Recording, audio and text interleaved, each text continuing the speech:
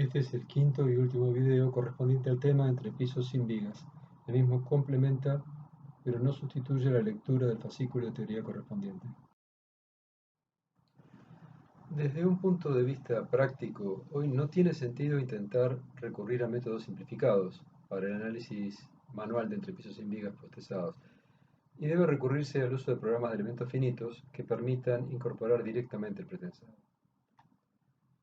Pueden emplearse programas generales o programas especialmente diseñados para el cálculo de edificios y de losas postezadas, como son el SAFE o el ADAPT. A diferencia de lo que ocurre en sistemas no pretensados, aquí las soluciones pueden ser variadas de acuerdo a la disposición de cables que se adopte, al grado de pretensado, etc. Es decir, a diferencia de los entrepisos sin vigas no pretensados, en los cuales hay relativamente poca libertad para moverse, aquí la libertad es muy grande. Recordemos el concepto de cargas equivalentes de pretensado porque lo vamos a necesitar en el paso siguiente. Lo que ocurre es que los cables al entrar en tensión intentan, entre comillas, enderezarse y el hormigón endurecido se lo impide.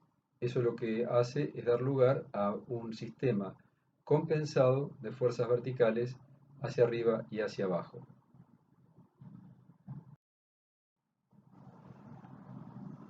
Hay un procedimiento para el cálculo de la fuerza de tesado que se llama compensación de cargas. Es muy empleado y se encuentra en toda la bibliografía referente a este tipo de entrepisos. Lo vamos a resumir mucho simplemente para que se entiendan los conceptos. Lo primero que se hace, como en cualquier otro entrepiso sin vigas, es adoptar la altura. Luego calcular la carga permanente total, vamos a llamarla WB. Vamos a adoptar recubrimientos mínimos para los cables en todos los tramos. Esto es válido en tanto y en cuanto los tramos tengan longitudes relativamente parecidas. Si no, el problema se complica un poco, pero no vamos a ir tan lejos. Vamos a suponer que los tramos, las longitudes de tramos son más o menos del mismo orden. Y entonces vamos a adoptar un cierto porcentaje de compensación de esa carga WB. ¿Qué significa esto? Que las cargas equivalentes de pretensado van a compensar un cierto porcentaje de ese peso. Como ya sabemos, la carga en el cable puede calcularse como la carga que actúa por la longitud del tramo al cuadrado dividido 8 veces delta. Delta es la flecha del cable. De esa manera se calcula la carga equivalente de pretensado uniforme hacia arriba. Vamos a tener distintos valores de F correspondientes a los distintos vanos. Bueno, adoptaremos el mayor de ellos. Y luego procederemos a chequear tensiones, por ejemplo, que no se superen las tensiones máximas de compresión, etc. Lo que ya se ha visto en términos generales para el pretensado. Sin embargo, hay algunas otras guías que se emplea para este primer cálculo que luego se va ajustando. ¿Por qué decimos que se va ajustando? Porque estos cables que tenemos trazados en la zona central, digamos en el dibujo del medio, tienen quiebres. Se ven quiebres muy fuertes sobre los apoyos. En la realidad, los cables no experimentan o no presentan quiebres importantes. Por lo tanto, luego hay que hacer una adaptación del, del cable a la geometría final, de modo de evitar ese tipo de quiebres. ¿Qué es lo que ocurre? Que hay también algunas prácticas usuales, tampoco vamos a entrar en detalles, como por ejemplo la distancia a la cual se elige el punto de inflexión, si estas zonas se eligen efectivamente curvas, etc. Hay muchísimos detalles. Pero básicamente faltaría entonces el ajuste del trazado del cable para evitar los quiebres. Ahora bien, hay otros conceptos que son importantes. Uno de ellos es el concepto de tensión de compresión media. Es básicamente el cociente entre la fuerza de tesado y el área de hormigón bruta. Ese cociente, según el CIRSOC, no debe ser menor que 0,9 megapascales. Si fuera menor, el entrepiso se puede construir, pero no puede considerarse como un entrepiso pretensado. En edificios no suelen superarse los 2 megapascales de tensión media, porque se producen acortamientos muy importantes que aumentan las pérdidas y además pueden afectar a los elementos de soporte vertical. Ya se habló de este tema un poco antes. Entonces, con estas pautas de que los valores suelen estar en el orden de 0,9 y no superar 2, también se llega a valores de fuerza de pretensado. Todo eso combinado es lo que nos va a llevar a nosotros a definir finalmente cuál es la fuerza de pretensado que se va a adoptar. Como puede verse, no es un proceso directo y mucho menos un proceso único. Debemos verificar también la condición resistente. Las armaduras pasivas y activas deben garantizar que se verifique en todas las secciones la condición resistente, es decir, la seguridad de rotura. Ahora, en el cálculo del momento nominal, es decir, de la resistencia, se debe tener en cuenta la adecuada determinación de la tensión en las armaduras de postezado. Recordemos que en las armaduras pasivas es muy fácil calcular la tensión, pero en las armaduras de postezado, debido a la forma del diagrama tensión-deformaciones, eso ya no es sencillo y se complica aún más si los cables no son adherentes. De todas maneras, recordemos también que el reglamento nos da algunas expresiones aproximadas para el cálculo de estas tensiones. Además, los entrepisos sin vigas suelen ser elementos hiperestáticos, es decir, que cuando nosotros los postezamos, se generan solicitaciones parásitas, tanto reacciones parásitas como momentos parásitos. Y estas solicitaciones y estas flexiones se deben ingresar en la ecuación de solicitaciones mayoradas y entran en esa ecuación con un coeficiente de mayoración igual a 1. En lo que hace a armaduras mínimas adherentes, aquí hay varias condiciones a cumplir. La primera condición es que las armaduras tesas y no tesas deben ser capaces de resistir 1,2 veces el momento de fisuración. Es una condición de no fragilidad esta. Equivale a una cuantía mínima. O bien, la resistencia a flexión debe ser al menos el doble de la requerida por la condición resistente. También vimos algo parecido cuando se estudió la cuantía mínima correspondiente a elementos no pretensados. Hay una segunda condición, y es la siguiente. Si en zonas con momentos positivos la tensión de tracción por flexión bajo cargas de servicio son menores a la raíz de F'C dividido 6, puede prescindirse de la armadura adherente. En caso contrario, lo que se hace es lo siguiente. Se calcula el área de la zona traccionada, es decir, la fuerza de tracción que estaría resistiendo el hormigón, y se supone que dicha fuerza es resistida por el acero trabajando a una tensión que es igual a la mitad de fluencia. Y así se calcula una segunda condición de cuantía mínima de armadura adherente.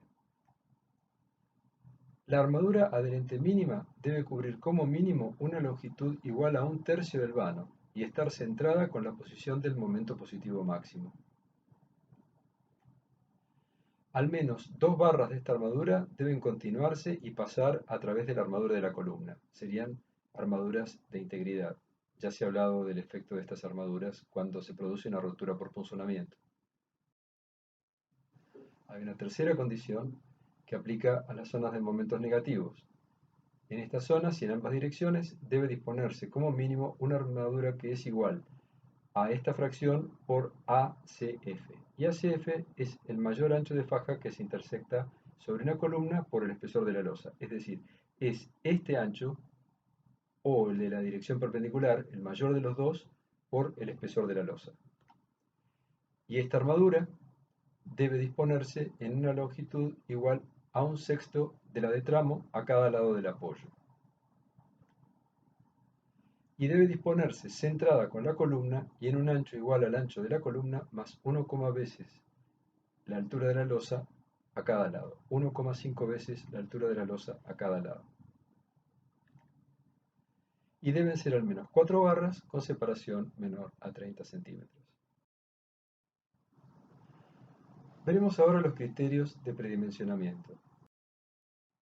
Estos criterios difieren según los entrepisos sean pretensados o no pretensados, y según presenten vigas de borde o no presenten vigas de borde, según sean paños internos o paños externos, y según presenten o no presenten ábacos. Todas esas condiciones están resumidas en esta tabla, como así también la influencia que tienen los aceros que se empleen para la armadura de la losa. En términos generales, lo más común será que la resistencia sea 420. Vemos que en todos los casos, la altura total, que es el resultado de estas cuentas, la altura total mínima, se obtiene dividiendo Ln dividido un divisor. Ahora bien, Ln es la luz mayor entre filos. Recordemos que en entrepisos sin vigas domina la luz mayor, a diferencia de lo que ocurría en entrepisos con vigas, en los cuales las losas se predimensionan según la luz menor. Importancia de la luz mayor en entrepisos sin vigas. Esto es válido según las cargas repartidas sean usuales, es decir, las que corresponden normalmente a edificios. Las alturas que se obtienen son totales, a diferencia de lo visto en losas sobre vigas. Y las alturas totales en ningún caso pueden ser menores a 12 centímetros para losas sin ábacos y a 10 centímetros en losas con ábacos. Aquí se resumen los valores vistos en la tabla anterior, en los casos con vigas, en los casos sin vigas, en elementos paños internos, paños externos, sin ábacos, con ábacos.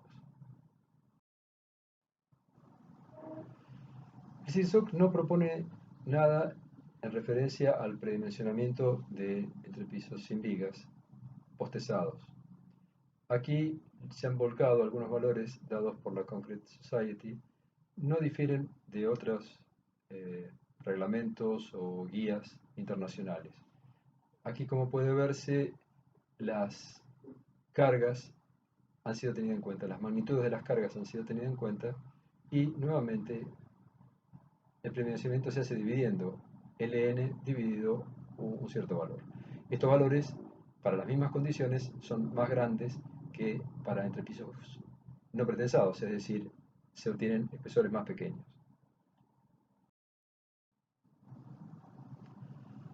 Veamos ahora ventajas y desventajas de los sistemas. Obviamente hay una ventaja para los entrepisos sin vigas relacionada con los encofrados. Son más complicados en los entrepisos con vigas. Las armaduras son más complicadas, sobre todo por la presencia de estribos. Es decir, todo lo que es la carpintería de los sistemas con vigas es más compleja que la de los sistemas sin vigas, sobre todo si los sistemas sin vigas no tienen ábacos. Aquí estamos viendo la complejidad de la armadura de un sistema con vigas donde se aprecian los estribos y a su vez también se aprecia una concentración de armaduras negativas importantes en el cruce con las armaduras de las columnas. Los entrepisos sin vigas, como ya se ha dicho, tienen encofrados más sencillos, sobre todo si no tienen ábacos.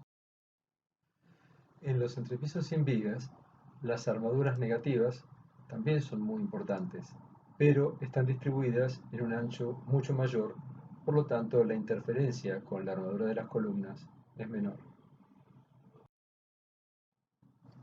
También en los entrepisos sin vigas hay que tener en cuenta que cuando se hacen ábacos hay que disponer una armadura especial para su armado, es decir, la complicación no es solamente de encofrados, sino también de armaduras. Ahora bien, ¿cómo decidimos cuándo utilizar entrepisos con vigas y cuándo utilizar entrepisos sin vigas? Básicamente tenemos lo siguiente. Las disposiciones municipales referentes a altura mínima de piso toman como referencia la parte inferior de la estructura, es decir, en el caso de los entrepisos con vigas, la parte inferior de las vigas, y en el caso de los entrepicios sin vigas, la parte inferior de las losas. Entonces, termina ocurriendo que, a pesar de que la altura media del entrepiso con vigas es menor que la del entrepiso sin vigas, a los efectos arquitectónicos, el entrepiso sin vigas rinde más, es decir, ocupa menos espacio. Suele decirse que cada 10 pisos de altura, el entrepiso sin vigas gana 1. Entonces, ¿qué nos llevaría a nosotros a elegir uno u otro tipo de estructuras? Bueno, el entrepiso sin vigas básicamente va a tener mayor consumo de hormigón, va a tener mayor consumo de armaduras. ¿Por qué? Porque en el entrepiso con vigas, las vigas soportan momentos muy importantes, pero tienen muchísima más altura. En el entrepiso sin vigas, la altura está muy acotada y eso lleva a que las armaduras en las zonas de columnas, digamos en las fajas de columnas, sean realmente importantes y entonces el consumo general de acero sea mayor. Tenemos más hormigón y tenemos más acero. Y por otra parte tenemos mayor aprovechamiento de la altura total del edificio, una mayor velocidad y simplicidad de construcción. Entonces, vamos a comparar un poco ventajas y desventajas de los sistemas con vigas y los sistemas sin vigas. Las ventajas de los sistemas con vigas tienen mayor altura útil donde los momentos son máximos.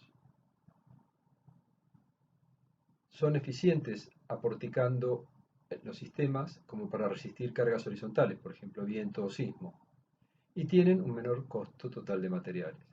Como desventajas, obviamente tienen una menor altura habitable disponible, la construcción es más lenta, mayor costo de mano de obra y mayor interferencia con las instalaciones. Por ejemplo, por mencionar una, las instalaciones de aire acondicionado. Los sistemas sin vigas tienen como ventajas la mayor altura habitable disponible, la construcción más rápida con menor costo de mano de obra, menor interferencia con las instalaciones y las desventajas son las dichas.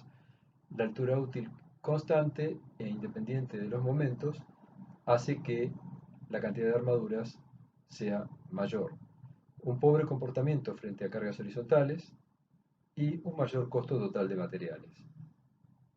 Cuando se hace la comparación, debe hacerse un análisis integral en el cual van a intervenir los costos de materiales, las velocidades de construcción, etc. Hablemos finalmente de las aberturas. El CIRSOC da indicaciones respecto a las aberturas, respecto a las dimensiones que pueden tener en función de su ubicación. En la zona 1, que es esta que está aquí, es decir, es el centro de los vanos, no hay limitaciones para el tamaño de las aberturas. Eso parecería un poco impresionante porque uno está acostumbrado a pensar que las mayores solicitaciones se producen en el centro de los vanos, pero ya vimos que no es así. Es decir, que el centro de un paño es el lugar menos comprometido de la losa. No hay efectos de punzonamiento y los momentos son mínimos. De modo que allí se puede hacer una abertura del tamaño que uno quiera. Estamos hablando a nivel proyecto. ¿Por qué estamos hablando a nivel proyecto? Bueno, porque si uno hace una abertura, tendrá que reforzar las armaduras alrededor de esa abertura de modo de no resentir la resistencia. También hay que tener cuidado de no resentir las flechas, porque el sistema así se vuelve más flexible por presencia de la abertura. Y luego da limitaciones a los tamaños de las aberturas de acuerdo a que se encuentren en las zonas 2 o en las zonas 3, que son las más críticas. Son zonas, las 3 son zonas en las cuales tenemos los mayores momentos negativos y los efectos del punzonamiento. Aquí se ve una distribución de armaduras alrededor de una abertura. Puede verse que están reforzadas las armaduras de flexión en el perímetro y a su vez hay armaduras oblicuas en las esquinas porque en las esquinas suelen concentrarse tensiones que dan lugar a fisuras oblicuas. De esta manera, estas armaduras controlan la abertura de esas fisuras. No siempre pueden resolverse las aberturas en entrepisos sin vigas realizando refuerzos en las armaduras de flexión. Aquí claramente ha habido que agregar una viga de borde para poder tomar los esfuerzos de flexión y los esfuerzos de corte también.